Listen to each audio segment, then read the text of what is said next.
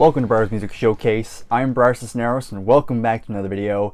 And we are at episode 3 of my CD collection series of 2023. So, it speaks for itself. This is the point where, yeah, my storage system is kind of, shall we say. Yeah, you know, I gotta have space, so I just utilize whatever I can. So here's how this goes. So we start here because we're continuing where we left off. So we ended somewhere over here, but we're starting here. We're going down here like so. Then we go across this way.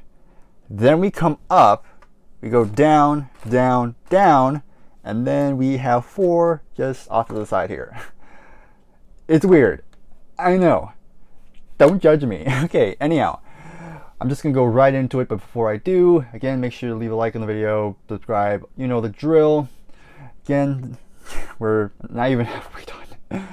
Alright, let's do it, because this might be a long one, because there's definitely a lot more to cover. Alright, so we left off with the Doors last episode, and so we're going to continue off from that. So this is my last Doors album I own, and that is Morrison Hotel. Very good. Again, I'm going to get more someday, but it's kind of been on the back burner. I really need to fix that.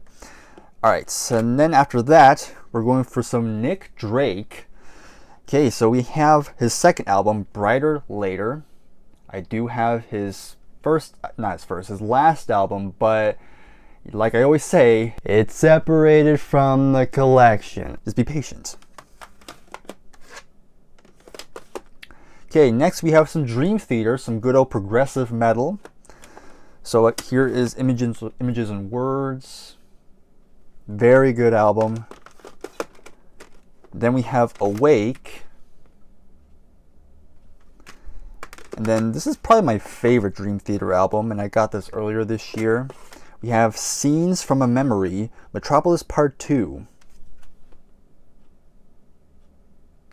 Kind of pretty much like their own like rock opera, although it's metal. But yeah, it takes influence by a lot of famous concept albums like Tommy and The Lamb Lies Down Broadway and all that stuff. It's very good. Very interesting story. And here's my only Duran album. This is their self-titled, also known as the Wedding Album. I haven't heard this in a while, so I have no opinion on it right now.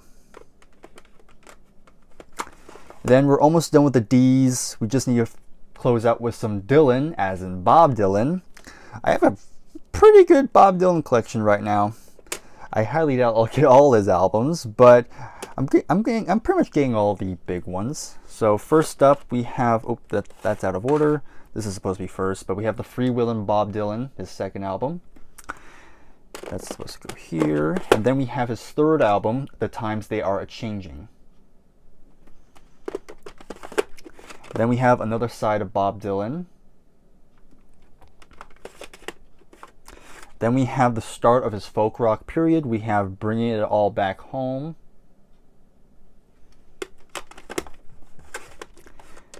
Highway 61 Revisited.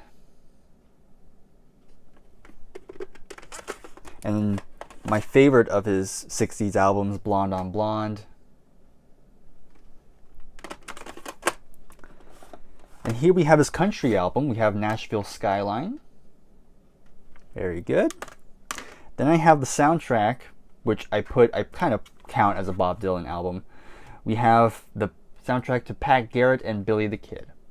Of course, has Knocking on Heaven's Door. It's morning.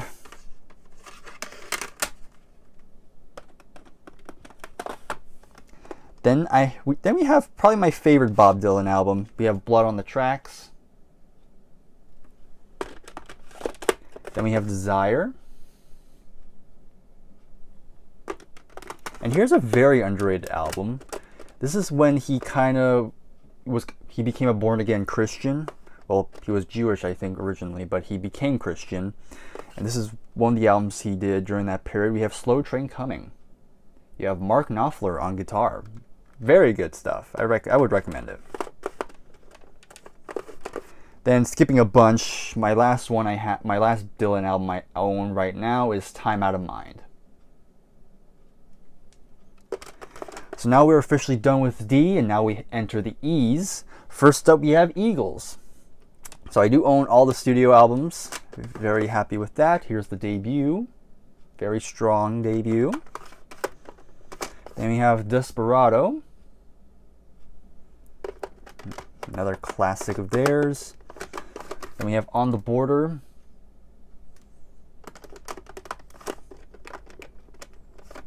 One of These Nights. Then we have the big one, Hotel California, which I own a vinyl copy on. The Long Run. And then I have their kind of reunion live album, which has a couple studio tracks as well. We have Hell Freezes Over. And then I have their last album. We have Long Road Out of Eden.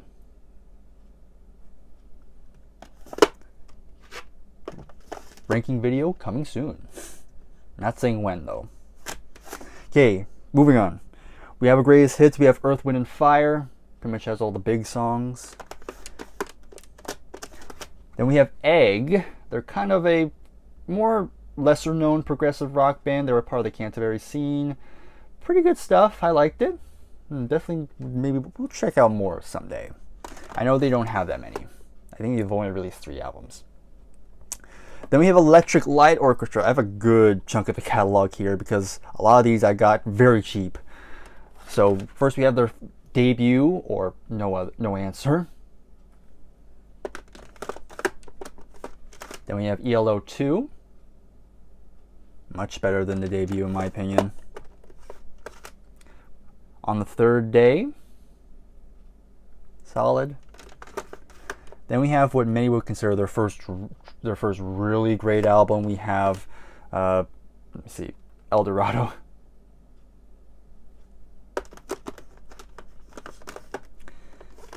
Then we have Face the Music.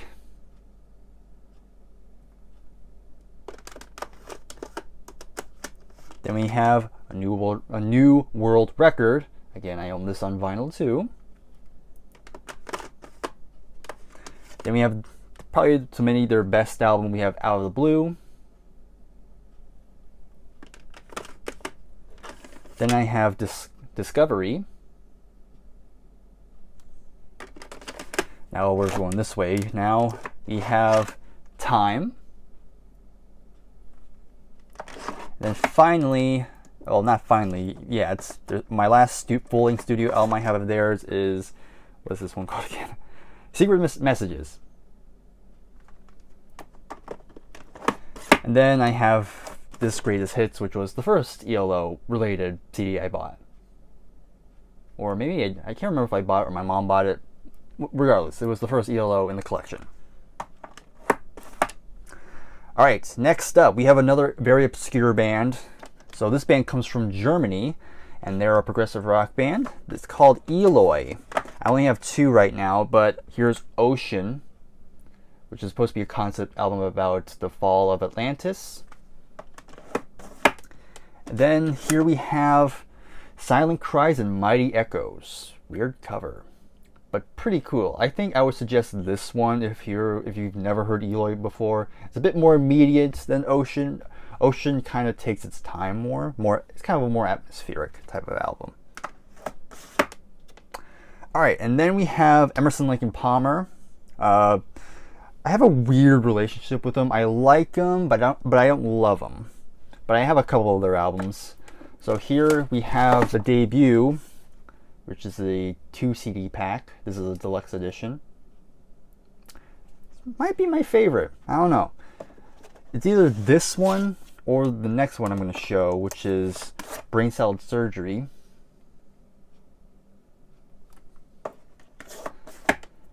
And then the last one I own is Trilogy. So yeah, I don't know, they haven't clicked with me yet, but I'm trying. I know Tarkus is another really good one. I might get that one next. Alright, Next, let's go back to some death metal. This might be the last death metal album I own, but this one's really, really good. I really enjoy this one. So the band's called Entombed, and this is their album Left Hand Path. It's good. I like this one. Alright, and then after that, we go to Envy of None with their self-titled album. So this one's very notable because you have Alex Lifeson of Rush on guitar. This is kind of one of the first projects he did after Neil's passing, and this is very good. I recommend you give this a listen.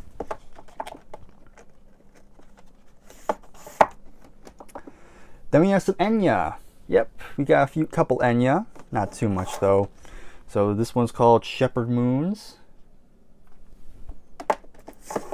and then we have A Day Without Rain, which has Only Time on it. At one point, that was my favorite song of all time, but of course that's changed. But I still love the song. Then my only Eurythmic album, and this is the last one for E. We have, yeah, I already said Eurythmics, but Sweet Dreams Are Made of This. Of course, has the title track on it.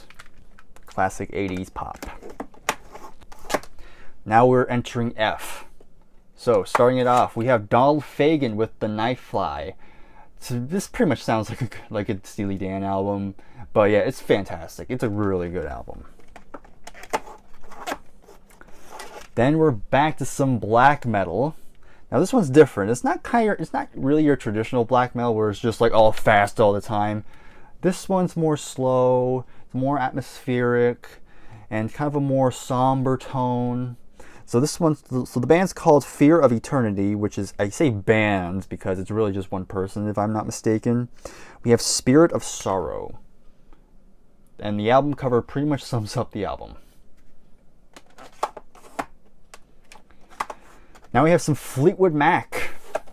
I have a couple of the early period, but I only have, as far back as I go, I only have the Bob Welch era. I don't have anything from the Peter Green era. Hopefully one day we'll check those out, but I really enjoy a lot of the Bob Welch period. So we have Bare Trees, which is great. And so far, this is my favorite one of the Bob Welch era. We have Mystery, to me. Ironically, has one of the worst covers in their catalog, but the music is fantastic. Like, don't judge a book by its cover. Like, the music here is fantastic. And of course, we gotta have these albums in here because you gotta. We have the self-titled album, their second self-titled album. First album with Stevie Nicks and Lindsey Buckingham. And of course, you gotta have Rumors. You just gotta. And now this one's kinda, I'm very hit or miss on this album. And I know a lot of people love it, but I wouldn't say I'm one of them. We have Tusk.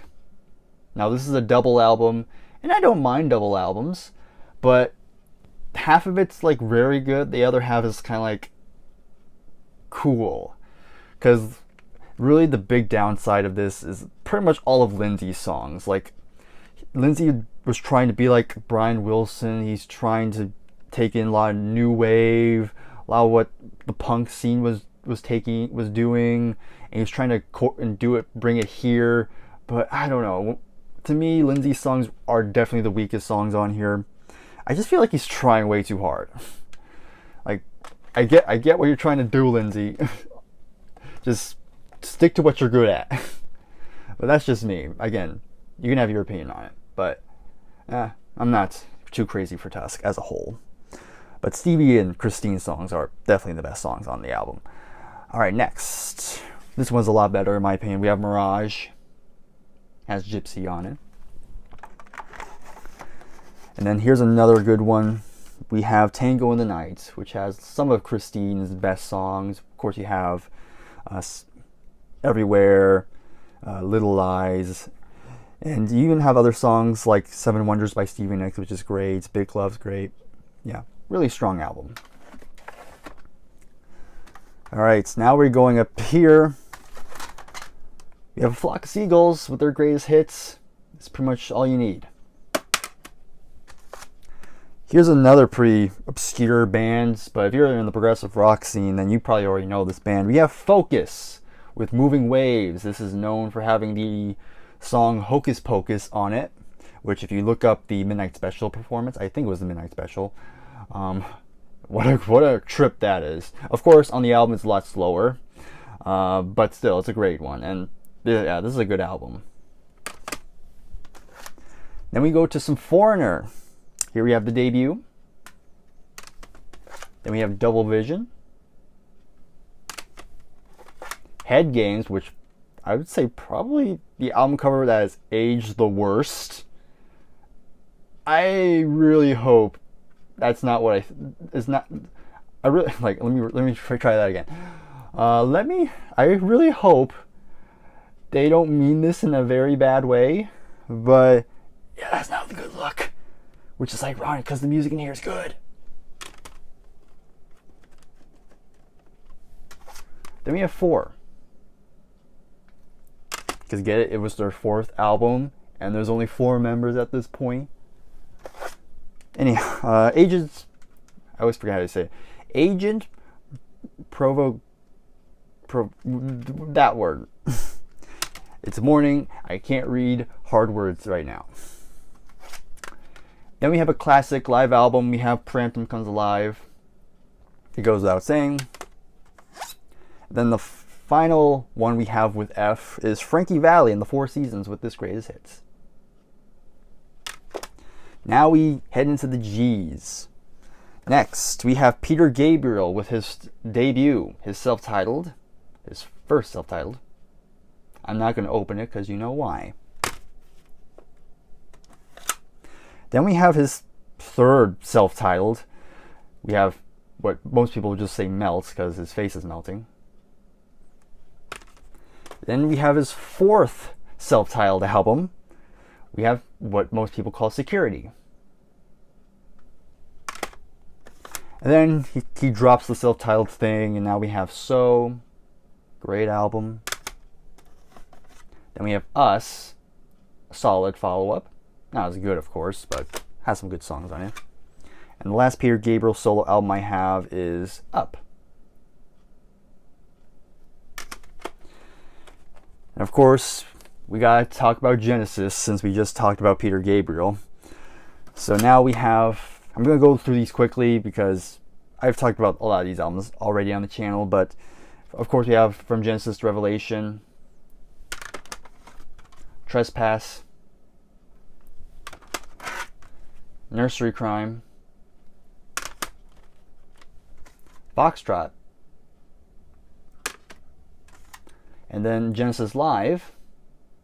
Great live album. I really hope one day they release the full concert because there's only 5 songs on it, and I know for a fact they played more than that. Selling England by the Pound, The Lamb Lies Down on Broadway. This took a long time for me to appreciate as a whole, but now I do.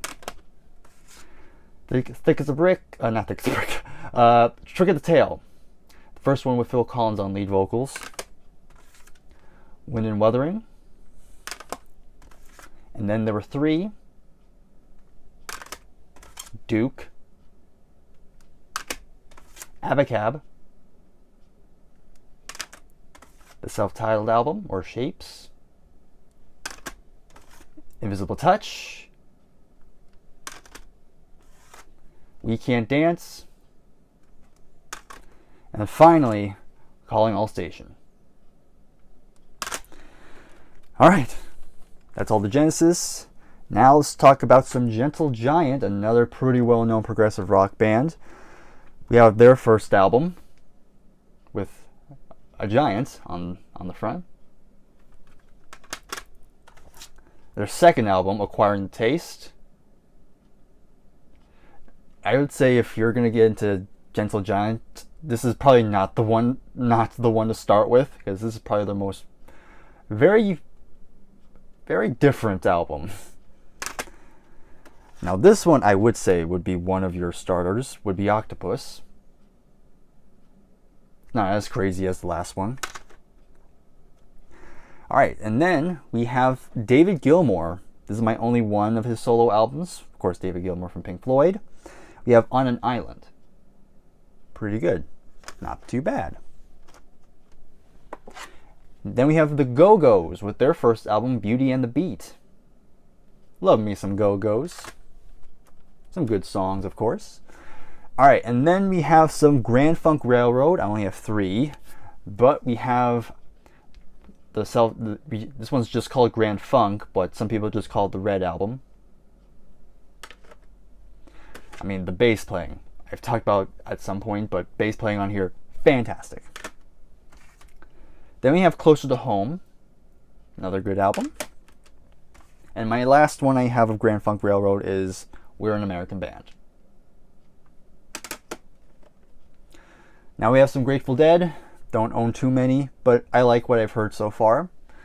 We have Working Man's Dead, American Beauty,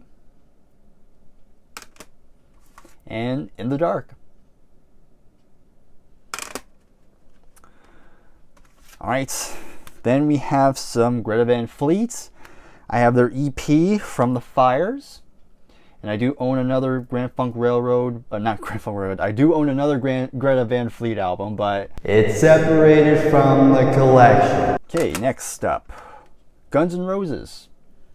Here we have the first album, which is probably the best album. Then we have Use Your Illusion 1. And then we have Use Your Illusion 2. Then we have a Greatest Hits. I think this is another one of the earliest CDs I had in my collection. Mom bought that for me. Alright. I mean, a lot of Genesis related stuff recently. So we already talked about Phil Collins solo stuff. We talked about Peter Gabriel solo stuff. We talked about Genesis itself. But now we have another member of Genesis with their solo albums. We have Steve Hackett, the guitarist. We have Voyage of the Acrolite. Fun fact, Phil Collins and Mike Rutherford are actually featured on this album. They play on a couple tracks. And I think Phil sings on one of them, if I'm not mistaken. Then we have Spectral Mornings. Great album. The Virgin and the Gypsies. A beautiful song. Then I have this one. This one's called Guitar Noir. I mean, I bought it, but it's not that, it's not that good.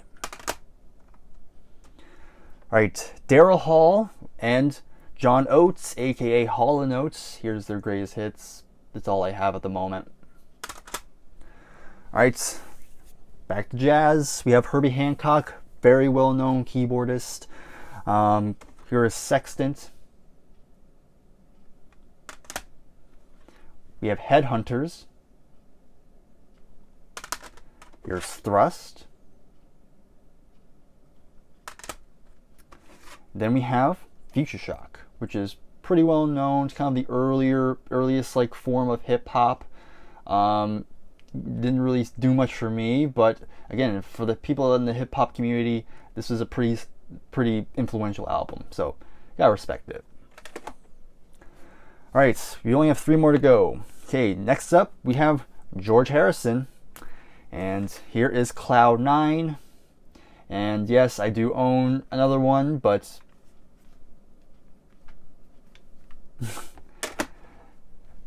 all right, I'm becoming a broken record now. I'm noticing. Hopefully that's not annoying. Okay, and then the last 2 we're gonna finish out with are by the same band. We're closing out with some Heart. Ann Wilson, Nancy Wilson and Company. So we have the debut Dreamboat Annie. Great debut. And then we have probably one of their most well-known albums from their 70s period. We have Little Queen. I mean, you have Barracuda on it, Kick It Out, the title track.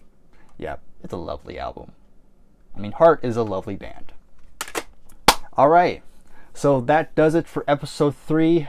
As usual, in the comments, let me know what was your favorite in this whole episode. Again, don't forget to like the video, subscribe if you're new. Look out for episode 4, and I'll see you in the next video. Take care, and goodbye for now.